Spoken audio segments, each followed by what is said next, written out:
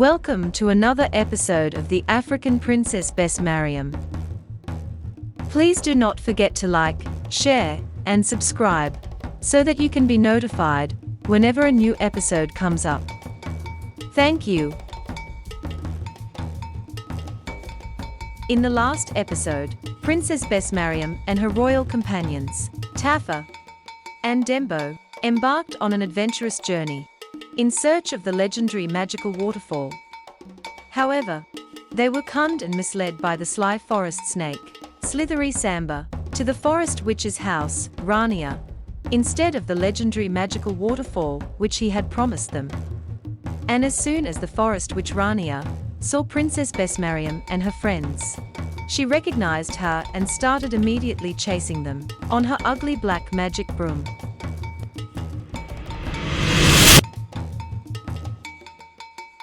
Stay tuned to find out what happens next.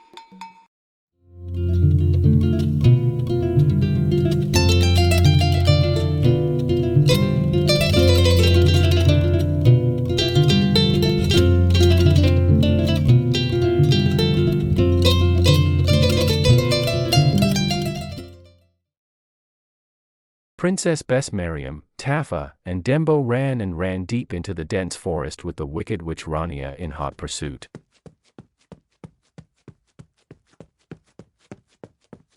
They stepped on thorny vines and were scratched and scraped by sharp twines and branches as they tried to escape from the evil forest witch Rania.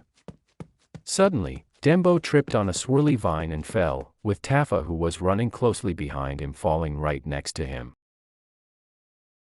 This was seen by the wicked forest witch Rania, who immediately caught up with Tafa and Dembo. She cast a magic spell, releasing a big black net around Tafa and Dembo, and trapping them. Dembo cried in alarm, and he tried to escape from the net, and this noise caught Princess Besse-Mariam's attention.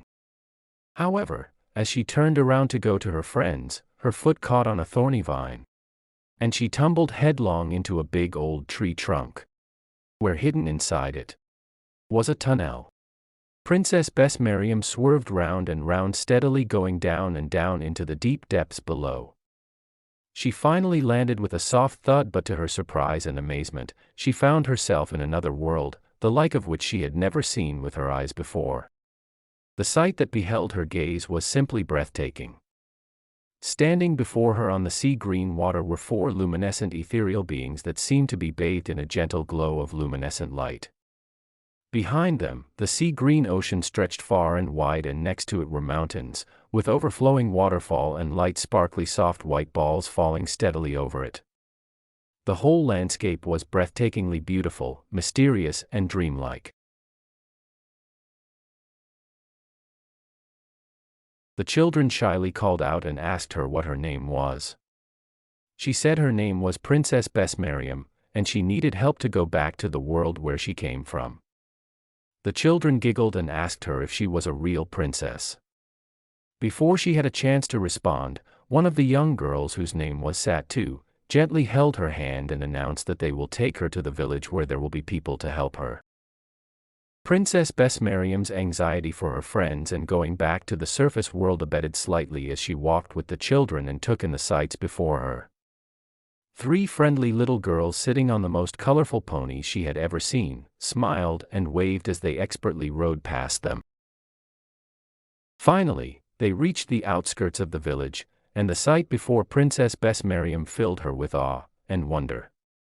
Standing over the sparkly sea-green water were men, women, and children, of all shapes and sizes, dressed in white translucent outfits.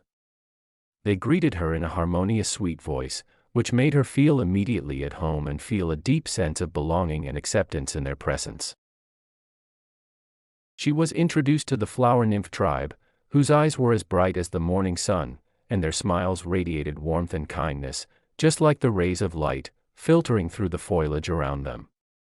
Their beauty was a reflection of the soulful spirit of Africa, vibrant, diverse, warm-spirited, and deeply rooted in its heritage.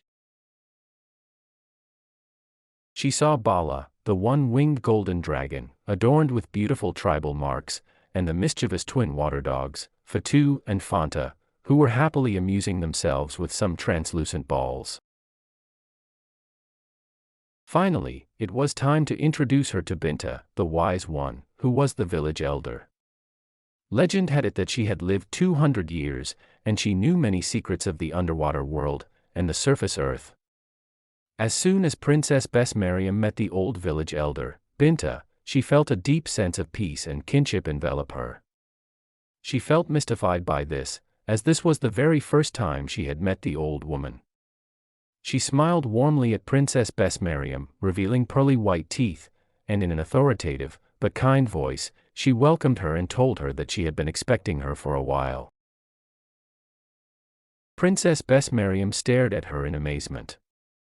The old lady summoned her to come nearer to her, and in a low voice, explained that once upon a time, she had lived in the surface world, in a nearby village from Bansang called Jaranka. Her father at that time was the chief of Jaranka, and he was very good friends with Princess Besse-Mariam's great-grandfather King Musa. One day, Princess Besse-Mariam's father, King Musa, summoned her father to the kingdom. He confided to him that his kingdom was in trouble, as he had received reliable news that the well-known evil magician and king of Guinea-Bissau, Karamo, was preparing a mighty army against him. He had wanted to marry his daughter, Sally Matter, and he had refused, and this had marked him as a great enemy of King Musa since then.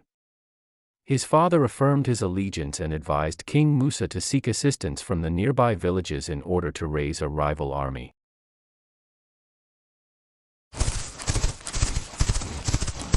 Alas, the great awful day came, and the great kingdom of King Musa was attacked by the evil magician, King Karamo.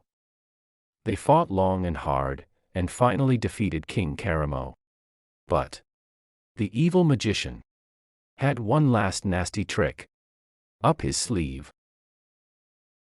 He made some magic potion, and released an awful magic on them. This separated and transported her father into the underwater world, with several of his followers. Luckily, King Musa was not affected by the magic, and with the help of a gifted elder, they were able to capture King Karamo, and destroy his magic, driving him out of the kingdom, in great shame and defeat. However, King Karamo continued to plan and plot against King Musa, and unbeknown to King Musa, King Karamo secretly sent his youngest son, Amadou, to work in King Musa's kingdom, so that he could spy on King Musa, and frequently report to him. He hoped that in doing this, he could finally penetrate King Musa's kingdom, and bring about his downfall, once and for all.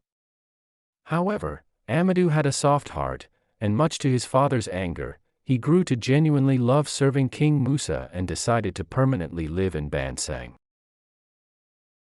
He married a local villager by the name of Yaowa, and they eventually had a daughter they named Rania. Rania inherited her grandfather, King Karamo's wicked personality. She was a frequent visitor to her grandfather's kingdom, and he took her under his wing, training her the art of magic, and planting seeds of poison in her heart against the kingdom of Bansang and King Musa. He lied to her and told her King Musa caused her great-grandmother, Mam Jara, to run away from him a great many moon years ago. Rania absorbed all this lie, and grew to have a great hatred for King Musa in her heart. When King Musa passed away, his daughter Amina reigned over his kingdom. Rania, who secretly planned to take over King Musa's kingdom one day, came to work under Queen Amina, and slowly moved up the ranks. She was eventually promoted as the most senior and trusted advisor in Queen Amina's kingdom. However, from the moment Rania learnt of Princess Besse-Mariam, she saw her as a threat and secretly planned to kill her. And upon Princess Besse-Mariam's birth, Rania executed her plan to kill her. She was caught, and turned into an ugly witch. She was also banished from the kingdom, destined to live the rest of her days in the deep dense forest. Princess Besse-Mariam listened to all this, with a sinking realization that this was the forest witch that had chased her and her companions in the forest, on the way to their adventurous journey, to the legendary magical waterfall.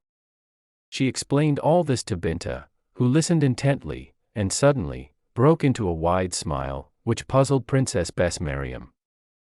Binta reached for her hand, and looking deep in her eyes, told her that she had indeed been chosen, as the legendary magical waterfall she had been searching for in the surface world was actually right there in the water world. Princess Besse-Mariam's eyes widened with surprise, as the realization came to her that this was why her village subjects had never returned to Bansang. And to her horror and dismay, she also realized that the snake who had offered to take them to the legendary magical waterfall had lied to them. He was probably friends with the witch Rania, who had chased them and captured her friends. She asked Binta for help to get her friends out of the terrible clutches of Rania. The old lady nodded her head in agreement, but told Princess Besse-Mariam that Rania had many powerful evil friends within the forest, so they must be prepared in order to win her friends back. And to help them prepare, they must first journey to the legendary magical waterfall. And off they went, Princess Besse-Mariam and her water nymph friends, finally, to the legendary magical waterfall.